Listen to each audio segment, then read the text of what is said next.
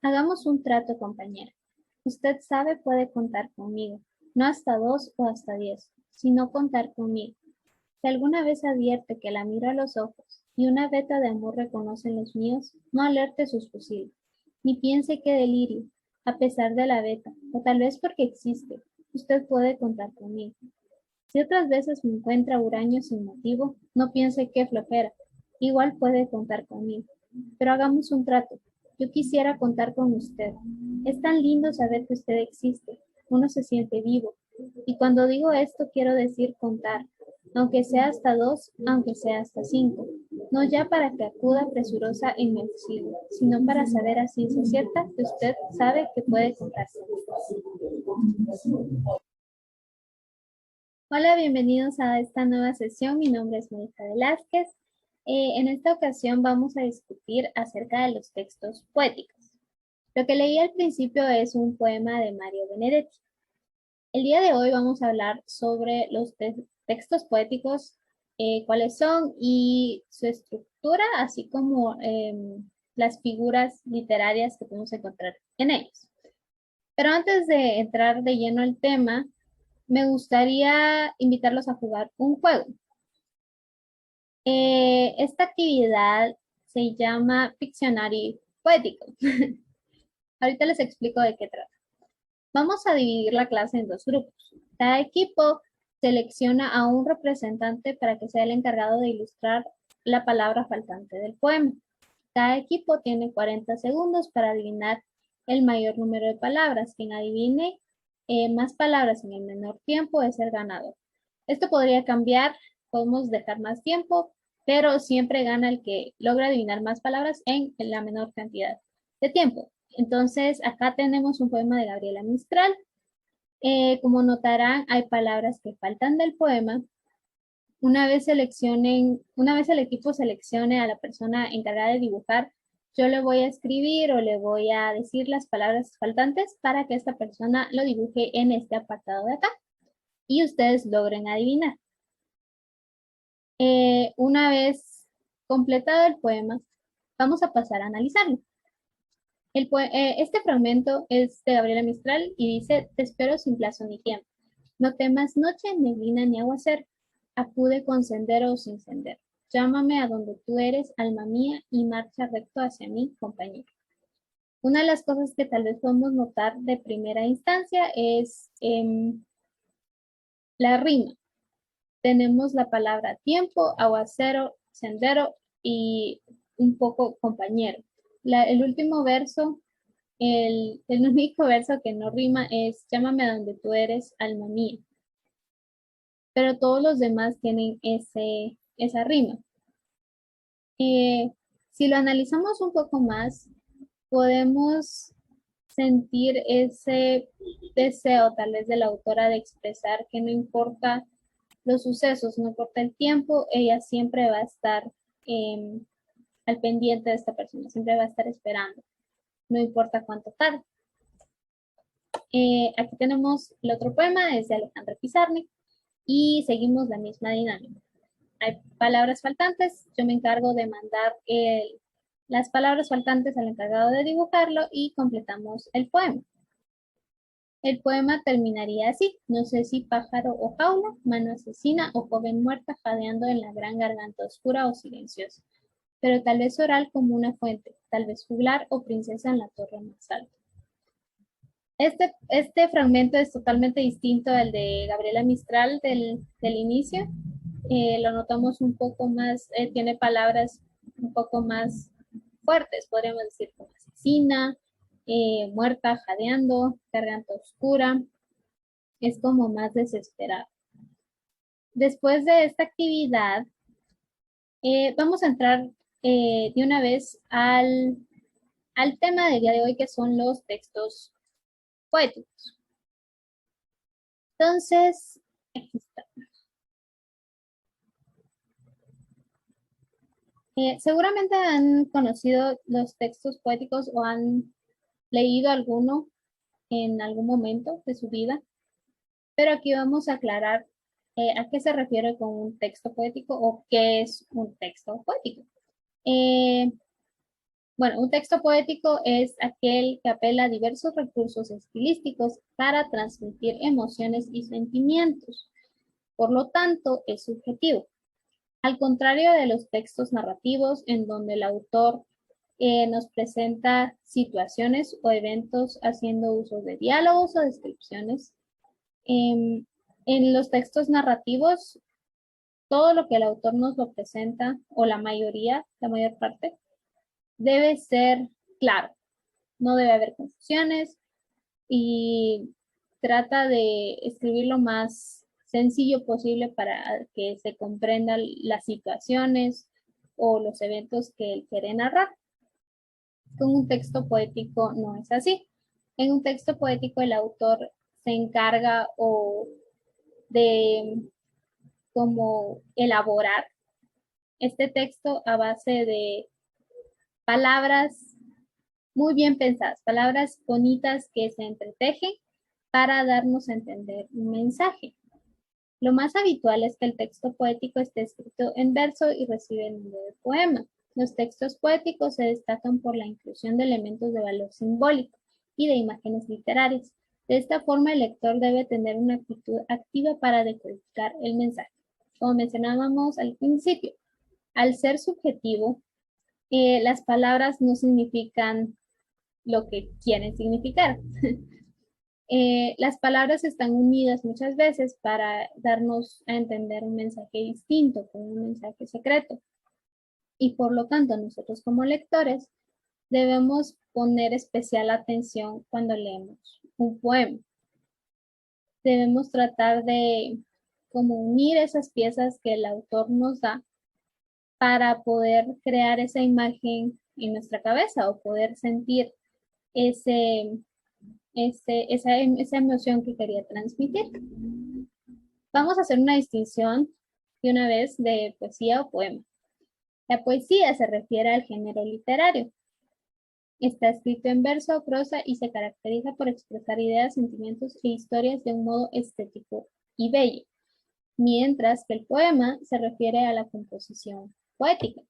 Usamos el término poesía para referirnos al arte o al género literario y el poema para la composición resultante. Recordamos esto, la poesía es el género literario y un poema es el resultado. Sin embargo, ¿cómo sabemos que es un poema? ¿Cómo podemos escribir un poema? ¿Cómo desciframos estas palabras? ¿No? Eh, para la creación de poemas se hace uso de recursos poéticos, de recursos literarios o figuras literarias. Estos son distintos usos de la palabra que utiliza el autor para enriquecer o darle una estética propia al poema. A continuación vamos a ver algunas figuras literarias. Tenemos, por ejemplo, la metáfora. Este tipo de figura literaria es una de las más comunes, creo yo, e incluso podemos ver metáforas visuales. A veces si vemos alguna película, los directores también hacen uso de metáforas visuales para explicarnos cierta situación. ¿Pero qué quiere decir la palabra metáfora? ¿Qué es una metáfora? Bueno, la metáfora es la relación de analogía o semejanza que se establece entre dos ideas o imágenes. Por ejemplo, era su cabellera oscura hecha de noche y de dolor. Esto aparece en el poema Canción de Otoño y Primavera de Rubén Darío. Pensemos en la noche. ¿Qué nos quiere transmitir la noche? Es, es larga, es oscura, y al conectar esa palabra con cabellera, entonces logramos entender lo que el autor quiere decirnos. La oscuridad del cabello de la persona, ¿no? También tenemos otro ejemplo, podría ser de los ojos. Sus ojos eran, o sus ojos eran como una selva. Si pensamos en qué es una selva, podemos pensar no solo en los colores, ¿no? Que es verde, es vibrante. pero también como misteriosa, un poco caótica.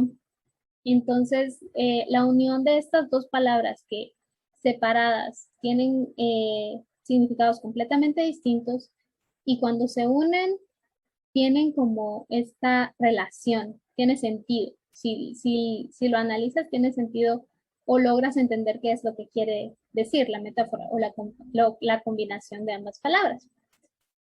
También tenemos el símil. El símil está muy conectado con lo que es comparación. El símil de por sí es una comparación, es un recurso literario que el autor usa para explicar o subrayar o dar a entender una idea.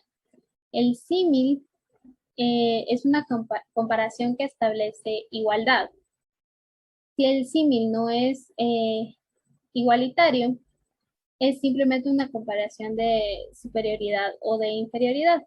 Por ejemplo, podría romperse el eje de la Tierra como un débil cristal. Esto aparece en la rima de Becker.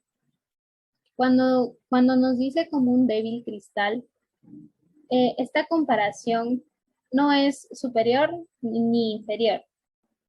Como podríamos decir, era tan profundo como, o era más profundo que un pozo. Si pensamos en un pozo es profundo, pero al decir era más profundo que un pozo, significa que es superior, es más, era más simplemente. Entonces, esa es la comparación. Un símil para detectarlo tiene que ser de igualdad, como este. Podría romperse el eje de la Tierra como un débil cristal. También tenemos la hipérbole. La hipérbole también es conocida como una exageración. Su principal función es la de enfatizar una parte concreta de una historia, relato o suceso. Y tenemos aquí el ejemplo de Quevedo, de su poema A un hombre de gran nariz. Este dice, érase un hombre a una nariz pegado, érase una nariz superlativa. Analicemos esta parte, érase un hombre a una nariz pegado. La nariz normalmente la decimos que va pegada a la cara, por lo tanto va pegada a un ser humano.